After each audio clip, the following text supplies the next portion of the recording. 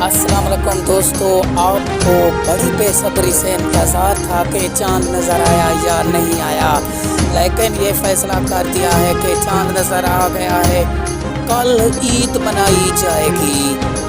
आपको ताज़ा तरीन ब्रेकिंग न्यूज़ से आगाह करते चलें कि अचानक फैसला दे दिया गया है कि कल ईद मनाई जाएगी।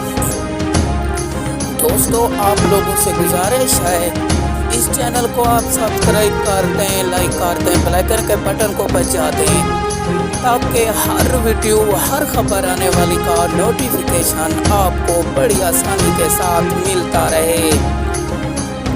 सऊदी अरब इमारात में भी कल ईद मनाई जाएगी और पाकिस्तान में भी कल ईद मनाई जाएगी।